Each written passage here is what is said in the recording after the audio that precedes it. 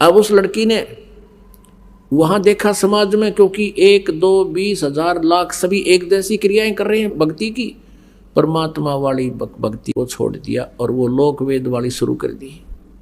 अपने आत्मा सत्संग के अभाव से अभी तक ये बिजली गिरती रही। अगर उस लड़की को रह रहकर सत्संग मिलता रहा होता, परमात्मा उन जो त्रुटियां समाज में होती हैं उनको अब पहले करके दिखा दी कि ये ऐसी बिजली गिरती है, इसलिए सत्संग की आवश्यकता रह रहकर पड़ेगी आपको, तो वह विचलित होगी और वही पूर्व वाली जो साधना अपने धर्म में थी वो करने लगी। नमाज, नमोजर, ये सब, बकरीद, ईद सब करने लगी।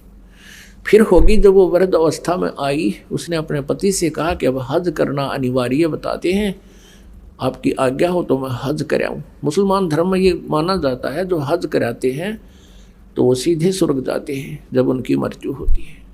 हज नहीं करता तो वो अभी वो मतलब पूर्ण लाभ प्राप्त नहीं होता। उसके पति ने कहा कि आप जा सकती हो। उसने देख लिया बेचारी कभी बाहर गली में मैंने किसी से बात करती भी नहीं देखी। कहा कि मैं आपके लिए कोई ऊँट व्यवस्था करवा देता हूँ और साथ में कुछ नौकर भेज देता हूँ। वो कहने लगी नहीं मैं पैदल जाऊँगी, और भी बहुत लोग जा रहे हैं। अब वो चल पड़ी और जाने वाले कोई जा रहा था, कोई नहीं आ रहा था, कोई किधर रास्ते में बैठ गया, तो वह सीधी चली जा रही थी। उसने क्या देखा कि एक कुएं के ऊपर एक कुतिया प्यासी खड़ी थी, उसके छोटे छोटे नवजात बालक वो अलग पड़े थे और वो इतनी प्यासी थी कि राबिया के चरणों की तरफ आई, फिर भाग दौड़ कर कुएं की तरफ झांका, फिर उसके पैरों की तरफ आई। अब राबिया ने देख लिया कि प्यासी बहुत है। वहां जाकर देखा कुएं पर कोई बाल्टी नहीं, कोई रस्सी नहीं। अब उधर से उस कुतिया की दुर्दशा देखकर उस पर रहा नहीं गया। कहते हैं दया बिना दरवेश कसाई, जिसके अंदर दया नहीं है वो संत दरवेश वो साधु कसाई के तुल्य है। अब उस लड़की ने कोई चारा नहीं देखा, आसपास कोई गांव झोपड़ी भी नहीं, कहीं से को बाल्टी ने जू ले आऊं। उसने आओ देखा ना ताओ देखा, अपने सिर के बाल नो पाड़ दिए, खस्सा खस खस्सा खस। आप पाड़ के देखो 5-4 बालों को एकदम नो खस्सा खस पाड़ दिए, कति सारे बाल पाड़ दिए और उनकी फिर रस्सी बाटी। आप लो आने होगी रस्सी बाटी, बहुत लंबी, गहरे पानी जल होता था।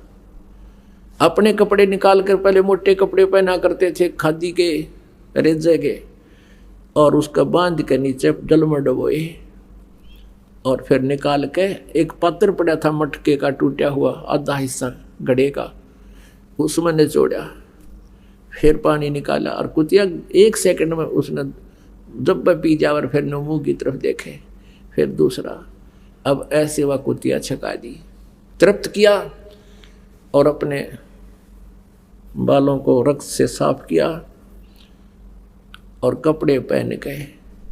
चालन की तैयारी करी थी, प्रस्थान करना चाहता। इतने में कहते वो मक्का जहाँ ये हज करने जाते हैं, मक्का में शीश निवाने जाते हैं, वो नो की नो बिल्डिंग उठ गए और ऐसे लग गई उस कुएं के साथ में जैसे गाड़ी प्लेटफार्म पर लग गया ग्रह। अब उस देखकर मक्के को राबिया तो दौड़कर अंदर गई, दंडोत प्रणाम किया, जैसा भी वहां करते हैं सजदा किया। उसको सौपन सा हुआ कि मक्के में आगी में तो वहां जो यथा स्थान पर मक्का रहा नहीं, लोगों में हाहाकार मच गया, मक्का कहाँ गया, मक्का कहाँ गया। एक अब्राहिम अधम सुल्तान नाम का एक भक्त था जो पहले जन्म जन्मांतर में मालिक का शिष्य था, और वो भी ऐसे ही भ्रमित था। उसमें भी परमात्मा उनको कबीर जी मिले हुए थे, आए थे, और वो परमेश्वर के ज्ञान से परिचित था। वो मक्का में इस उद्देश्य से गया था कि तुम मुसलमान होते हुए मुसलमानों को समझा रहा था कि इस मक्के में भगवान नहीं है, अल्लाह तो इस तरीके से मिलेगा। अब वो परमात्मा की रजा से अब्राहिम सुल्तान जो पहले जन्म में था, उसका नाम और था पहले, अब वो प्रसिद्ध है इसलिए उसको कहा जाता है। वहाँ लोग पूछ रहे थे मक्का कहाँ गया, मक्का कहाँ गया, और अब्राहिम सुल्तान अदम को पता था, परमात्मा ने कहा था। उस नालायक लड़की ने बेटा नाम तोड़ दिया और वह साधना करने लगी जो पुरानी थी, कर्म बिगाड़ दिए। तो वो अधम सुल्तान कहते हैं कि गया रांड के लेन को लो कहे अधम सुल्तान, सुल्तान अधम मक्के गया और मक्का नहीं मकान नो कहे यो मक्का, मक्का वन मोक्ष स्थल। इब्राहिम सुल्तान कहता है यो मक्का नहीं, यो तो एक ढूंढ है, मकान है।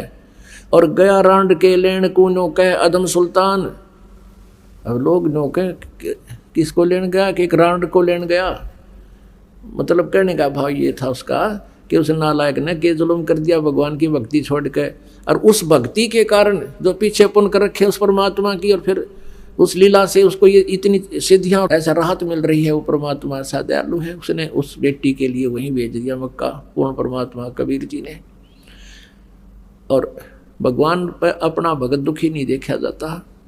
अब चाहे वो बेसिक डलाट हो रहा था, जैसे टटीरी थी, महाभारत में एक प्रमाण आता है, और टटीरी तो किसी की उपासना भी ना करा करती।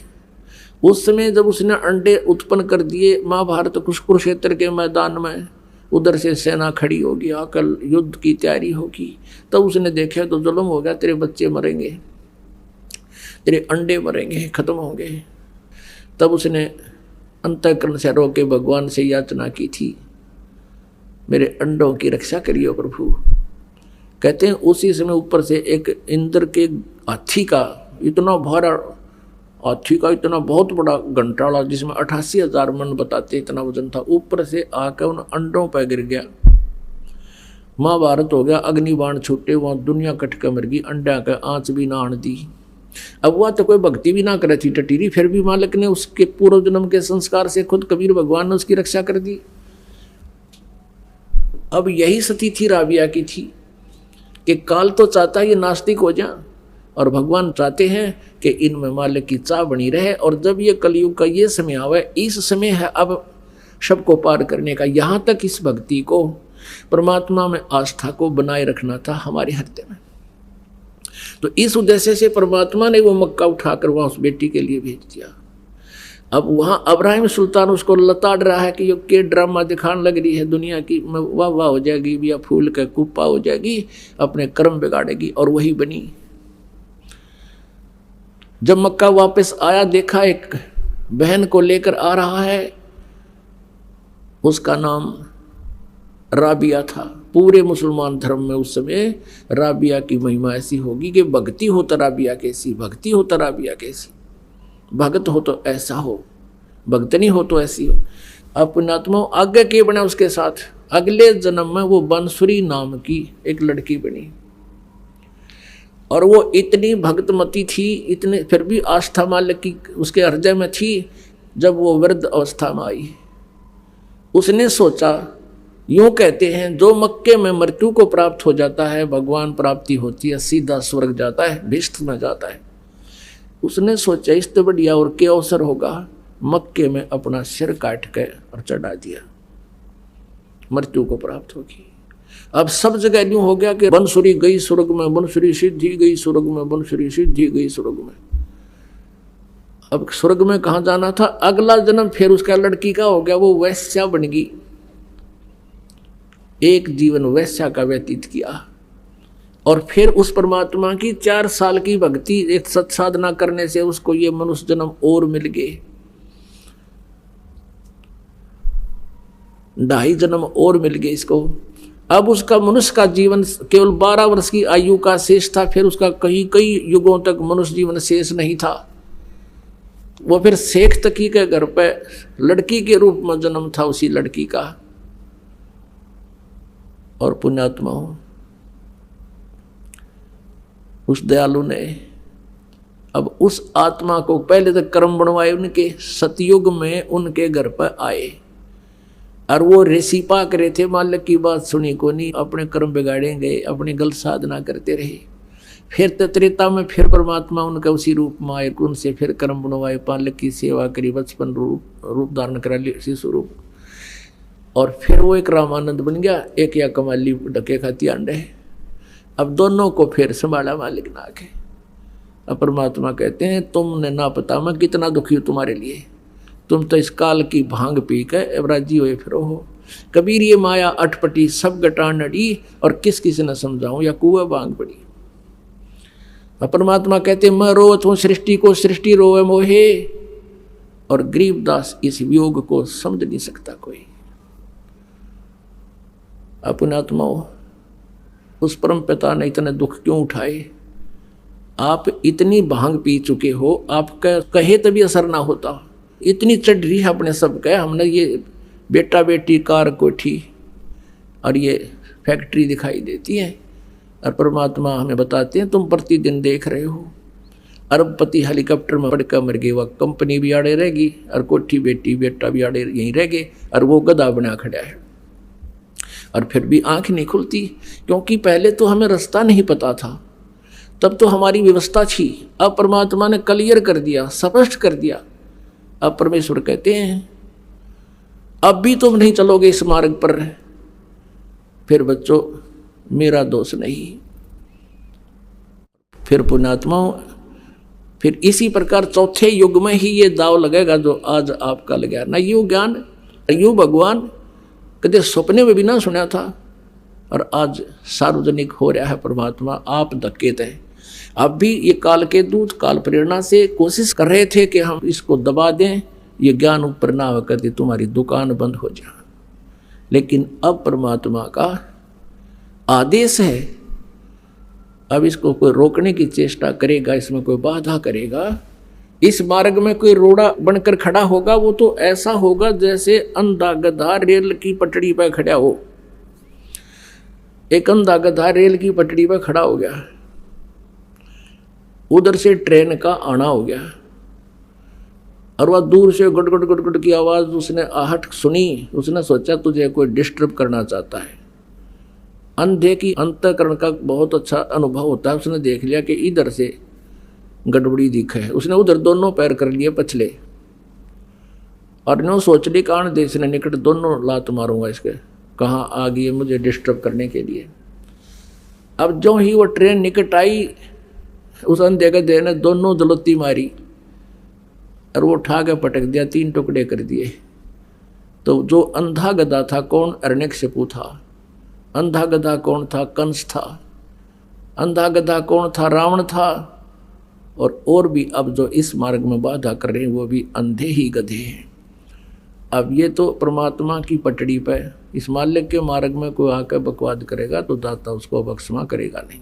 अब ये पूरे विश्व में जाएगा।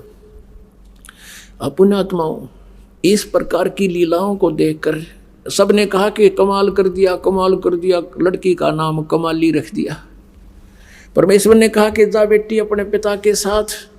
नहीं, ये दुश्मन है समाज का, इसका और मेरा संस्कार केवल 12 वर्ष तक का था। अगर मेरा जीवन नहीं था मनुष्य का, उस बेटी ने खड़ा होकर के सबको बता, और मुझे अपना पिता मिल गया।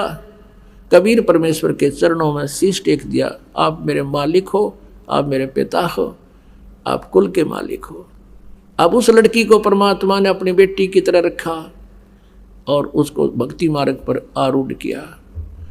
पुण्यात्माओं,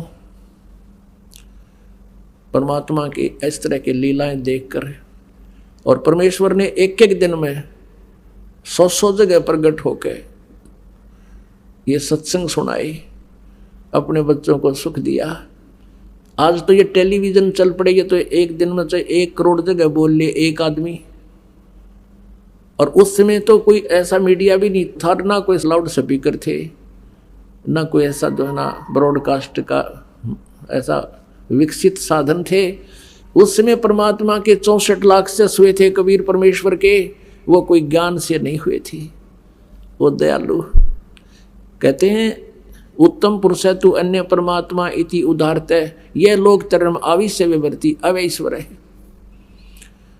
गीता जी अध्याय नंबर 15 के श्लोक नंबर 17 में, और यजुर्वेद अध्याय नंबर 5 के श्लोक नंबर 1 में 2 बार प्रमाण दिया है। अग्ने तनुरसी विष्णु वेत्वा सोमस्य तनुरसी। अग्नि माने परमेश्वर, तनु माने सह शरीर, असी माने है परमात्मा। सह शरीर है, परमात्मा का शरीर है, वो साकार है। फिर 2 इसलिए बोला है कि वो परमात्मा एक रूप में तो वहाँ रहता है, अपने मेन मतलब सतलोक के अंदर एक सिंहासन पर विराजमान रहता है, अपना ही अन्य रूप धारण करके वो शिशु रूप धारण करता है और वहाँ भी रहता है। और तीसरा ये ऐसे आता है परमात्मा, कहीं भी प्रकट हो जाता है, हो जाते हैं और अपना कुछ राहत दे करके और फिर अपने सतलोक चले जाते हैं। तो उसमें लिखा कि वो विष्णु तवा सोमस्य तनुरसी, तवा माने उस परमेश्वर का सबके पालन पोषण धारण पोषण करने के लिए, उस परमात्मा का धारण पोषण करने का वो कौन सा तरीका है? आप जी को सत भक्ति मंत्र दे गए, और अपना आशीर्वाद से अपनी टीम से आपको सुखी करके, आपके पापों का नाश करके अपनी तरफ से फर्स्टली आप परमात्मा कुछ पुण्य अपने तरफ से आपको फीड कर देता है। और फिर आपसे कहा जाता है कि तू अपने पैरों पे खड़ा हो, ये भक्ति कर, इस तरह की क्रियाएं कर, तू सुखी होगा। तो 64 लाख शिष्य हो गए थे भगवान के, और उनके इतने सुख हो गए थे, सारे दुखी थे। किसी का कोई कष्ट था, किसी का कोई कष्ट था, कोई किसी हाहाकार मच रहे थे, किसी का भूत कूदे थे, किसी का कुछ हो रहा था। अब वो सबको एक बार रिचार्ज कर गए परमात्मा। लेकिन हम ज्ञान आधार नहीं था हमारा, हमने केवल भौतिक सुखों को ही आधार मान के परमात्मा को मान रखा था कि ये हमारा गुरुजी बहुत अच्छे हैं और बहुत राहत देते हैं। हमने भगवान को भगवान स्वीकार नहीं कर पाए, क्योंकि हम सदग्रंथों से परिचित नहीं थे, और हमारे पूर्वज जो उसमें हम इलिटरेट थे, अशिक्षित थे, अक्षर ज्ञान नहीं था। और अक्षर ज्ञान केवल एक ब्राह्मण वर्ग को होता था, संस्कृत पढ़ने का अधिकार। और इन्होंने वेदों और पुराणों को समझा नहीं। और परमात्मा यही ज्ञान जो दास आपको बता रहे थे 600 वर्ष पहले, यही ज्ञान बताया करते थे। इन अज्ञानी ऋषि महर्षि और नकली गुरुओं ने इस ज्ञान को, परमात्मा के यथार्थ ज्ञान को रिजेक्ट कर दिया था, ये कह करके कबीर अशिक्षित है, ये वेदों पुराणों और गीता के बारे में क्या जाने, ये झूठा है। और जिस कारण से हम परमात्मा को नहीं पहचान सके। और पुण्यात्मा एक और काल का जाल है, परमात्मा तो सुख देगा ही देगा आपको, वो तो सुख सागर है। लेकिन जब आपको राहत मिल जाती है, सुख हो जाता है, तो आप भगवान से दूर अवश्य हो जाते हो। ये एक बट नेचुरल है। दुखी इंसान भगवान को चाहता है, और थोड़ा सा सुख होते ही फिर अंडी पाक जाता है। एक बार क्या हुआ, कबीर जी कहीं सत्संग कर रहे थे, और एक वैश्या थी गणका, और उसने रात के समय ये परमात्मा की चर्चा सुनी, उसके कान खड़े हो गए। वह नहा धो के और उस अपने मकान के झांकी के सहारे बैठ गई, और बाहर से गेट लगा कर कुंडी ला दी अंदर से। शांति से उसने सुना भगवान की चर्चा। उसकी आत्मा ने धिक्कार दिया उसको कि मैं क्या कर रही हूँ, ओए होए मुझे करना के चाहिए था। मालिक ने 2 घंटे प्रवचन किए वहाँ पर ऊंची आवाज़ में। रात का समय, शांत मौसम, दूर तक आवाज़ जाती है। लड़की ने उसी समय जाकर परमात्मा के चरणों में मत्था टेक दिया और कहा, प्रभु क्या मेरे जैसी नीच का भी उद्धार हो सकता है। परमात्मा ने पूछा, आप कौन हो? खड़ी होकर बता बेटी ने कि मैं एक वैसा हूँ। ये भगवान, मैंने आपका ज्ञान सुना, मेरा तो कालजा पाट गया, मैंने अनजानपने में पाप करे, मालिक मुझे माफ़ कर दो। परमात्मा बोले, बेटा साबुन का स्वभाव है मैल काटने का, आप नाम लो, आगे बुराई त्याग दे, पार होगी या कौन सी बात है। अब नाम ले लिया। अब उसका तो भूख जागेगी भगवान की भक्ति की। जहाँ भी सत्संग किसी के घर या आंगन कहीं आसपास बगड़ में हो, परमात्मा बेटी तुरंत पहुँच जाती। और वो जो पहले परमात्मा के शिष्य थे वो सुखी हो गए थे, उनका दुख रहा को नहीं। उनकी कुछ दिनों के बाद वो अपने सोच से सोचने लग जाते हैं, परमात्मा का आदेश भी भूल जाते हैं। वो उस लड़की को धमकाने लगे, कहने लगे तू यहाँ मत आया कर, तूने महाराज जी की बेइज्जती करा दी, लोग यहाँ क्या कहेंगे, एक वैश्य आती है सत्संग में, गुरु जी बदनाम हो जाएंगे। 2-4 भक्तान हुआ धमका दी। अब वो लड़की परमात्मा के पास बैठकर बहुत रोई। मालिक ने पूछा, बेटी बात क्या है? उसने बताई, जी अब मैं क्या करूं, अब मेरे ऐसे ऐसे कुछ भक्त मुझे ऐसे कह रहे हैं तू यहाँ मत आया कर। मालिक मैं रह नहीं सकती, मैं चाहती हूँ कि अधिक से अधिक आपका ज्ञान सुनो, मेरे पाप कटे हैं। तो परमात्मा ने सत्संग के माध्यम से कहा था, भाई कुष्टी होवे संत बंदगी कीजियो, हो वैश्या कै विश्वास चरण चित दीजिए। यदि कोई कितना दुखी रोगी कोडी भी भक्त है, भगवान की भक्ति करता, उस तरह नफरत ना करना, और चाहे उसको भी प्रणाम करना, प्यार से रखना। और चाहे कोई वैश्य है और उसको भी यदि परमात्मा की तरफ है, सच्ची लगन है, उसके हृदय में चाह है, तो उसको भी एक बहन बेटी और आदरणीय मानना। और जब सत्संग में नहीं आवेगा कोई दुखी यानी चोर डाकू लुटेरा अब दुष्कर्मी, तो फिर उसको पता कि चलेगा तो बुंडे कर रहा का अच्छे कर रहा हो तो उसे कर ही रहा था। तो सत्संग में आने से ही पता चलेगा। जैसे मैले कपड़े का साबुन और पानी लगाना ही बंद कर देंगे, दूना मैला होगा होता है। और उनको बुला कर भी कहा, बेटा ऐसे नहीं कहना चाहिए तुमने, तुम कितने अच्छे थे, अपने अंदर झांक कर देखो। एक समय एक औरत को पीट रहे थे गांव वाले, एक साधु संत पहुंच गए, कारण पूछा क्यों पीट रहे हो, क्यों इसको मार रहे हो। अब सभी ने बताया जी ये बहुत दुष्टा है, ये उल्टा है, ये दुराचारणी है, ऐसे है, ये व्यभिचारणी है। उस संत ने कहा कि भाई ऐसा करो, इसको सजा देंगे पर दूसरे तरीके से, कि भाई एक एक पत्थर उठा लो सारे, और इसका पत्थर मैं कहूँ वो पत्थर मारना, सभी मारना। पर एक ध्यान से सुनना कि पत्थर वही मारे जिसके मन में कभी किसी बहन बेटी को देखकर दोष ना आया हो, और जिसने कभी ऐसा पाप ना कराया हो। उस संत के बारे में ये बहुत वेल नोन थे कि इसने जब वचन काट दिए तो ये आपको बहुत कुछ दुख दे सकता है, सिद्धि वाला संत है। अब सभी के हाथ से पत्थर गिर गए, वहीं पर कोई मारने की हिम्मत ना पड़ी। अब हमारे अंदर ये एक त्रुटि है, हम दूसरों का दोष देखकर उसको बहुत भला बुरा कह देते हैं और अपने को छुपा कर रखते हैं, और फिर हम समाज में इज्जत बनाए बैठे होते हैं। तो पुण्यात्माओं, परमात्मा ने हर तरह से ज्ञान दे दिया, पर वो बुद्धि भ्रष्ट मानने को नहीं, क्योंकि सुख हो गया था, और सुख में ये बकवाद दबाया करें। फिर परमात्मा क्या करते, कहने लगे बेटी मैं तेरे घर पर आया करूँगा। अब परमात्मा उस लड़की के पास जाने लगे, आंगन में बैठ जाते, गली के कवाड़ खुले छोड़ के, और उस बेटी को ज्ञान सुनाया करते थे। अब और ज़्यादा सुरसुर हो गई पूरे संगत में। वह गुरु जी तब बुढ़ापे में बिगड़ गए, इन तकती नाश कर दिया, अपनी अपनी अकल प्रयोग करने लगे, और जो गुरु जी के बारे में ऐसा कह दिया वो तो फिर गुरु जी का गुरु हो गया। अब परमात्मा ने सोचा भाई लाइन की फड़क काट दूं, और ये भी पिछोड़ देख लूं कितने से ये भगत से ये सुख मेरे से प्राप्त करने से इनका लाभ हुआ, इसलिए मैंने मेरे पीछे पीछे फिर रहे हैं। क्या इन्होंने मुझे समझा भी है कि नहीं, कितनों ने समझा है।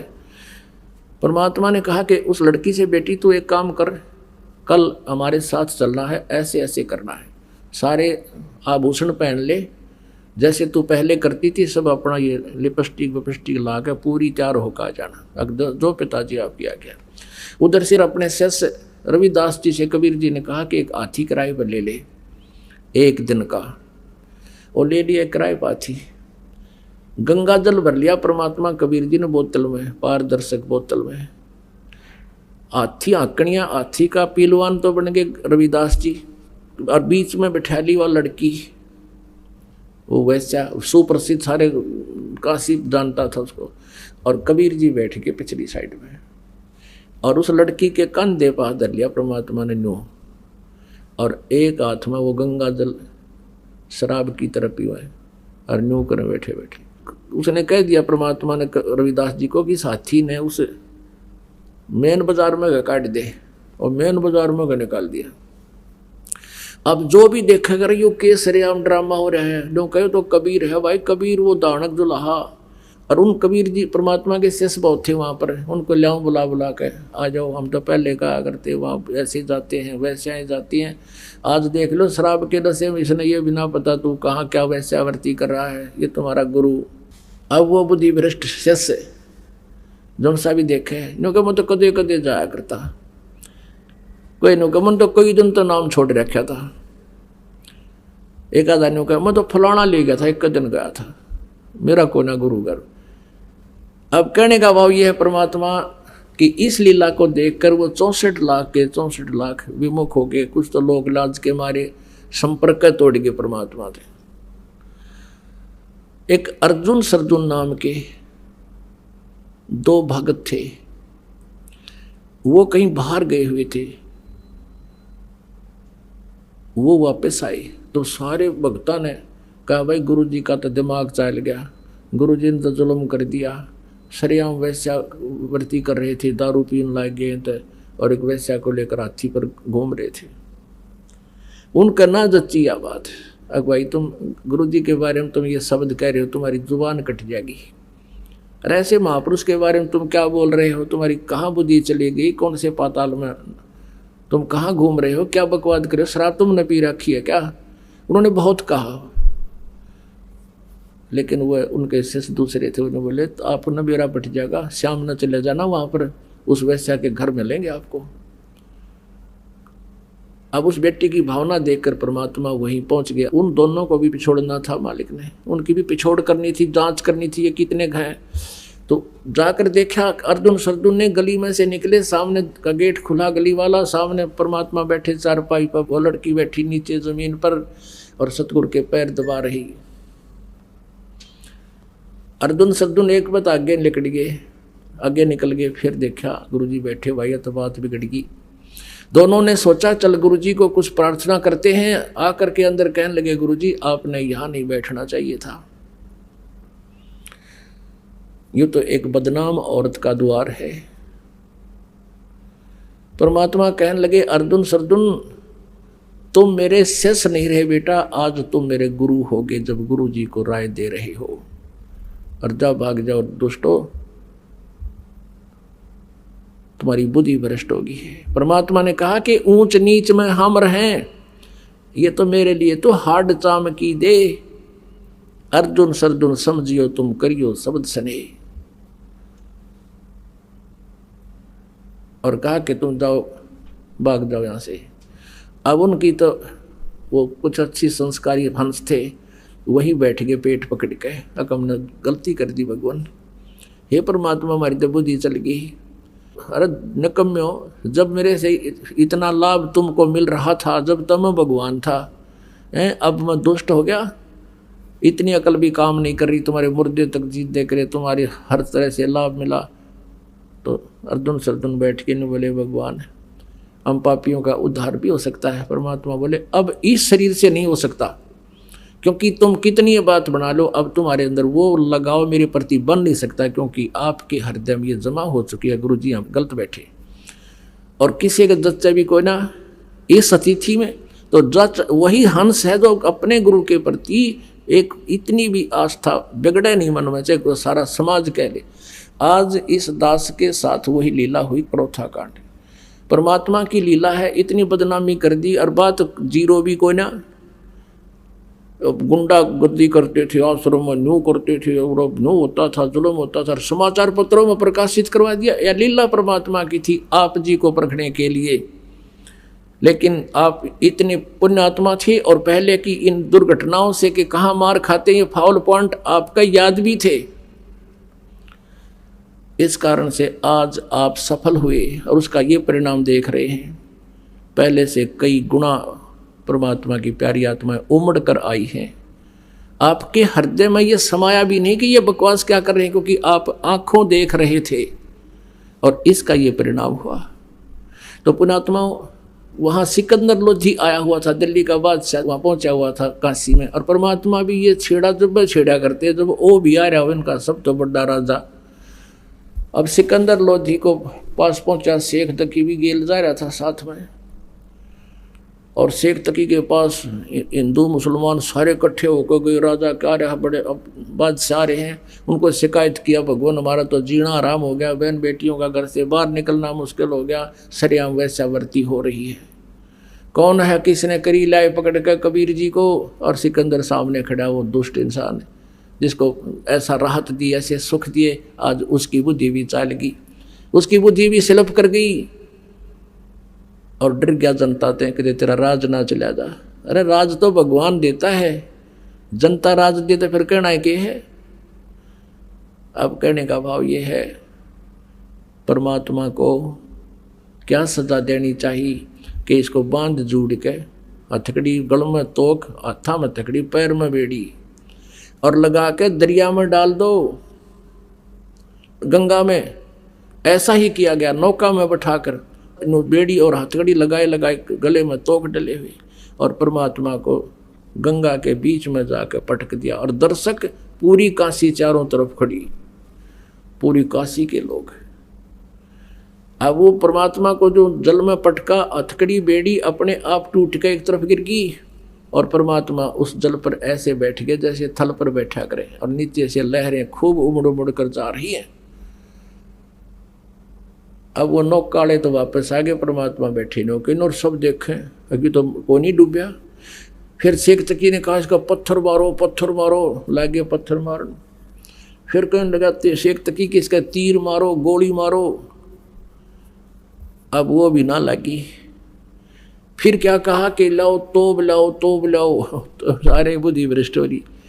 राजा ने आदेश दे दिया, तोब ले गए और वहां से तोब के गोले मारे परमात्मा पे।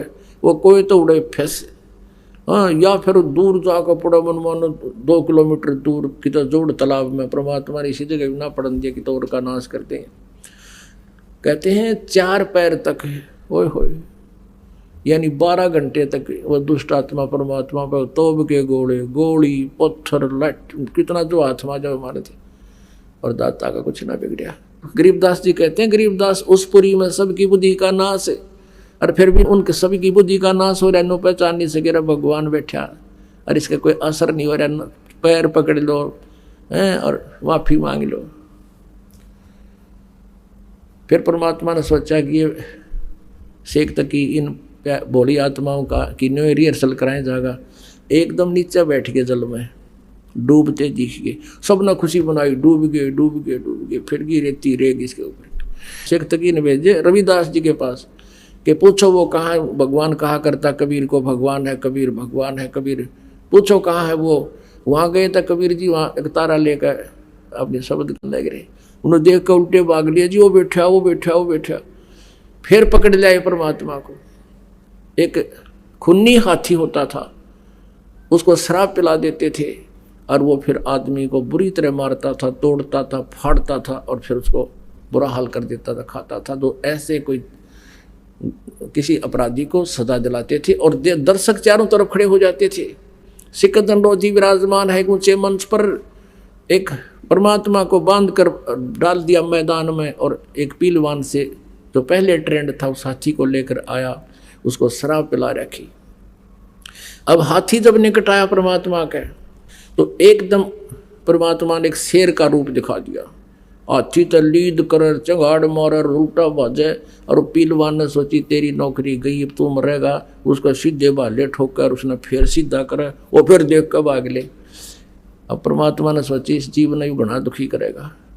उस सिकंदर लोधी को परमात्मा ने अपना स्वरूप दिखा दिया, वो शेर का रूप उसको दिखा दिया सिकंदर लोधी को।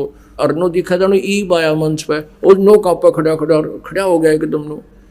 और एकदम फिर उस शेर का खत्म रूप समाप्त करके परमात्मा इतना तेजों में शरीर दिखाया, उसको आसमान तक अड़े हुए नजर आए परमेश्वर। सिकंदर लोधी ऊपर मंच से चल पड़ा कांपता हुआ और नीचे आकर दंडवत प्रणाम किया परमात्मा।